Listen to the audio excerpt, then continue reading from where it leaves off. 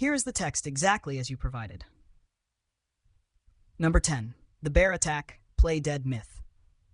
You're walking through the woods, minding your own business, when suddenly you hear a snap of a twig, and there it is, a giant, furry freight train with teeth. The universal advice you've always heard flashes through your brain: play dead. You drop to the ground, curl into a ball, and hope the terrifying beast loses interest. But here's the problem. That advice is a coin toss, and you've got about a 50-50 chance of picking the right side. Playing dead is only for a specific type of bear, a defensive mother grizzly, or a black bear who's just trying to get you to back off. These bears are attacking because they feel threatened, not because they see you as a meal. But what about the other kind? The predatory kind. A hungry polar bear, or an especially aggressive grizzly, sees you drop to the ground and thinks, "Oh, look, a fresh self-packaging burrito." You just took a massive, dangerous predator and presented yourself as an easy meal. If a bear is stalking you, or you're dealing with a polar bear, you're supposed to get big, get loud, and fight back with everything you have. Don't roll over and play dead unless you want to be the punchline of a very gruesome nature documentary. Essentially, you're betting your life on your ability to correctly psychoanalyze a bear in a state of sheer panic. Good luck with that. Number 9. The snakebite suction trick. You're hiking, you trip, and a flash of scaly skin later, you have 2 tiny puncture wounds on your ankle. Panic sets in. You remember a scene from an old movie where the hero grabs a knife, makes a small incision, and sucks the venom out like a kid with a juice box. Stop. Do not do this.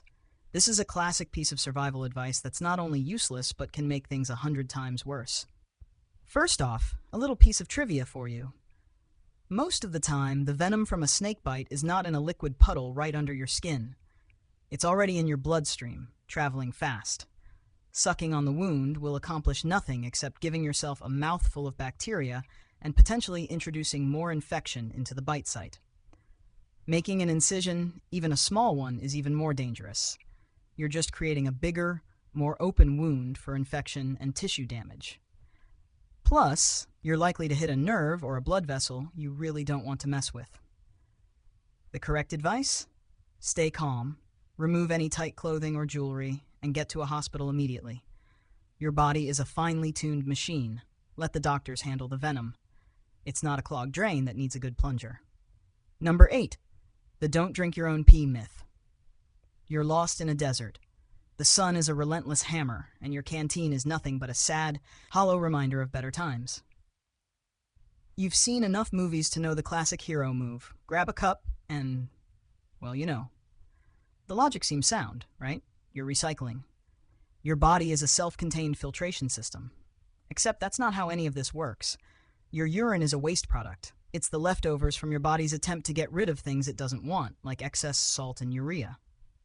When you're dehydrated, your urine becomes even more concentrated with these waste materials. Drinking it is like trying to put out a fire with gasoline. It forces your kidneys, which are already struggling, to work even harder to process the new influx of concentrated salt, making you more dehydrated. In fact, if you're severely dehydrated and drink your urine, you'll essentially be poisoning yourself with your own waste.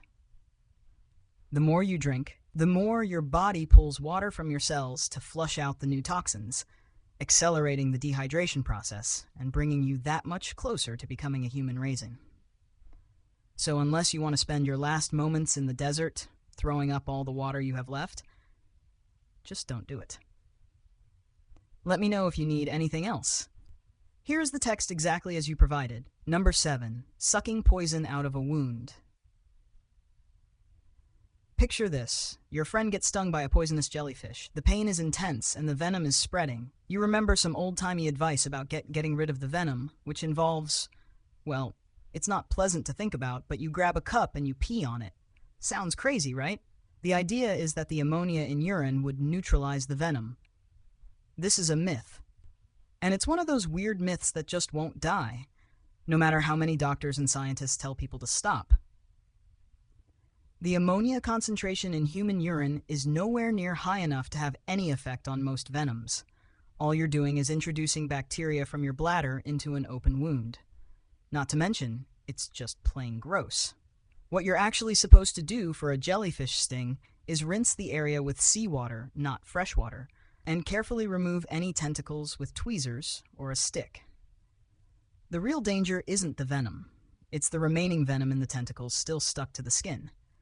And if you're unlucky enough to get stung by a venomous spider or snake, the suck the poison out trick is equally useless and dangerous. It's not a clogged drain, it's a tiny wound. The venom is already in your blood. Trying to suck it out is just going to give you a mouthful of bacteria and make the wound worse. Number 6, the don't move head injury rule. Someone falls and hits their head.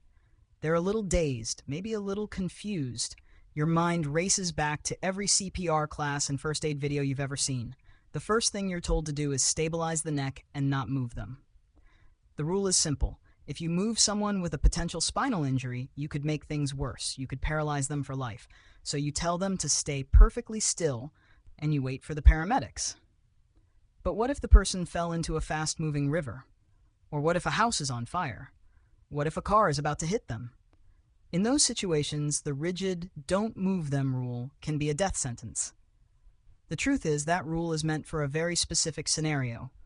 A stable, safe environment where the greatest danger is a potential spinal cord injury.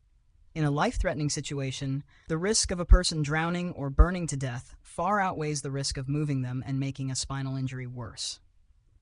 The key is to make a quick risk assessment. Is the immediate threat to life greater than the potential injury? If the answer is yes, you move them. In fact, most people who have a significant head trauma will already have a spinal injury. Stabilizing their neck and spine and moving them to safety is the right thing to do. The paralysis you fear is already there, and you're just trying to prevent further damage. Basically, you're not a doctor, so don't try to play one. Number 5, the starve a fever myth. You get sick. You're shivering under a blanket with a pounding headache and a fever that could boil water. You remember your grandma's old saying, feed a cold, starve a fever. So you push away the food and try to tough it out. After all, if you feed your body, you're just giving the fever more fuel to burn, right? Wrong. This piece of advice is so old, it probably predates the germ theory of disease. The idea that starving a fever will somehow make it go away is completely baseless. In fact, it's one of the worst things you can do. When you have a fever, your body is in overdrive. Your metabolism speeds up, and your immune system is working overtime to fight off whatever's making you sick. All of this requires an enormous amount of energy. Starving yourself during a fever is like trying to drive a car with no gas. You're depriving your body of the very nutrients and energy it needs to get better. This can lead to a longer and more severe illness. So, what should you do? Eat. And not just chicken noodle soup, but whatever you can keep down. You need to provide your body with the fuel it needs to win the war against the invading germs. Your body is a finely tuned machine, and a fever is a sign that it's working. Don't sabotage it. Number 4, the don't wake a sleepwalker myth. You wake up in the middle of the night to a terrifying sight, a shadowy figure shuffling through your hallway. It's your spouse, and they're sleepwalking. Your mind immediately goes to the old myth, you should never under any circumstances wake a sleepwalker. The shock, the legend says, could give them a heart attack, send them into a coma, or cause a severe mental break. So you do the only thing you think is safe. You hide under the covers and hope they don't walk out the front door. But here's the thing, that advice is completely 100% wrong. Waking a sleepwalker won't harm them. The worst that will happen is they'll be startled, confused, and maybe a little embarrassed. The real danger is what they could do while they're asleep. Sleepwalkers have been known to climb out of windows, drive cars, or wander into dangerous situations. The risk of them hurting themselves is far greater than the risk of you startling them. The correct thing to do is to gently guide them back to bed. If you can't do that, then a gentle, calm verbal wake-up is your best bet. You're not going to kill them with a sudden shout. The only thing you'll break is their concentration, which, in this case, is a good thing.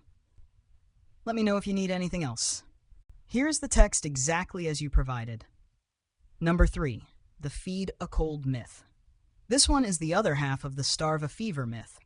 The old saying goes, feed a cold, starve a fever. You've got a stuffy nose, a sore throat, and a persistent cough. So you eat a hearty meal, believing it will give your body the fuel it needs to fight off the cold. And it will, to an extent. The problem with this myth is that it gives a false sense of security. The saying implies that there's a magical cure for the common cold. But there isn't. There's no magic food that's going to make it go away. The only thing that will make a cold go away is time and your own immune system. The real danger with this myth is that it leads people to believe that they can just power through a cold. They'll eat a big meal and then go to work, go to school, or go to the gym, believing that they're doing their body a favor. But they're not. They're just spreading their germs to everyone else. The correct advice is to rest, stay hydrated, and give your body the time it needs to heal. And if you're hungry, eat. But don't believe that a big meal is going to magically cure you. It's not. It's just going to give you more energy to spread your germs. Number 2, the don't put butter on a burn myth. You accidentally touch a hot pan. A red, angry burn mark blossoms on your finger. Instinctively, you reach for the butter. It's a classic home remedy, right? The butter will soothe the burn and help it heal. Wrong. This myth is not only false, but it can actually make the burn worse. Butter is a fatty substance that holds in heat. By putting butter on a burn, you're essentially trapping the heat in your skin, which can cause the burn to get deeper and more severe. Plus, butter is not sterile. You're introducing bacteria to an open wound, which can lead to infection. What you're supposed to do is run the burn under cool water for at least 10 minutes. This will cool the skin, stop the burning process, and reduce swelling. And if the burn is severe, you should seek medical attention. Don't be a hero and try to tough it out. And for the love of all that is holy, don't put butter on a burn. Your finger is not a piece of toast. Number 1, the don't mess with a stray animal myth. You're walking down the street and you see a lost dog. It looks scared and confused. Your heart goes out to it, and you remember the old saying, don't mess with a stray animal. They could be rabid, they could be aggressive, and they could bite you. So you walk on by, leaving the poor animal to fend for itself. But here's the thing. That advice is not always true. Most stray animals are just scared and lost. They're not looking to hurt you, they're looking for help. The real danger is what could happen to them. They could get hit by a car, they could starve, or they could freeze to death. The correct thing to do is to approach the animal slowly and calmly, and if it seems receptive, try to get it to a shelter. If you can't, you can at least call animal control. You're not going to get rabies just by looking at a stray animal. And if you're worried about being bitten, you can always use a towel or a blanket to protect yourself. The world is a dangerous place, but it's not full of rabid animals just waiting to bite you. The real danger is our own fear. Let me know if you need anything else.